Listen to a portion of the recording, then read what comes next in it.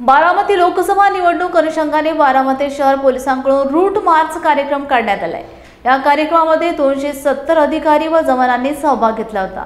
उपविभागीय अधिकारी यांच्या नेतृत्वाखाली बारामती पोलीस स्टेशनचे प्रभारी अधिकारी संतोष गोळवे, सोपानी, गजानन शेख, संध्या राणी देशमुख, आशा अधिकारी व बारामती शहर पोलीस स्टेशनकडील 20 अंमलदार अशाच्या संयुक्त रूट मार्च काढण्यात आला आहे।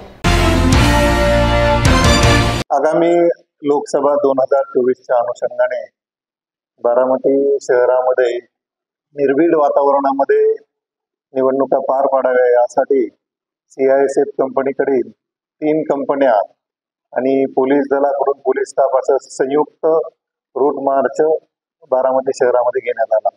हा रूट मार्च DYSP ऑफिस, त्याच्यानंतर गांधी चौक, त्याच्यानंतर भिगवण चौक, इंदापूर चौक, तसंच आमराई या मार्गे परत DYSP ऑफिसमध्ये पर्यंत घेण्यात आला।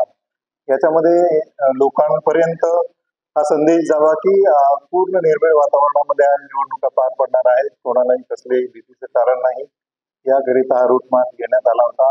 आणि यामध्ये CISF कडील 3 कंपन्या, माननीय उपविभागीय पोलीस अधिकारी सुदर्शन राठोड साहेब, मी स्वतः PI Santosh गोळवे, आमच्याकडील API Cheke WPS आहेत देशमुख आणि CISF कडील जवळजवळ 150 जवान असे सामील झालो होतो। यामध्ये माननीय पोलीस अधीक्षक पंकज देशमुख साहेब आणि अप्पर पोलीस अधीक्षक श्री संजय जाधव साहेब यांच्या मार्गदर्शनानुसार हा रूट मार्च आयोजित करण्यात आलेला होता।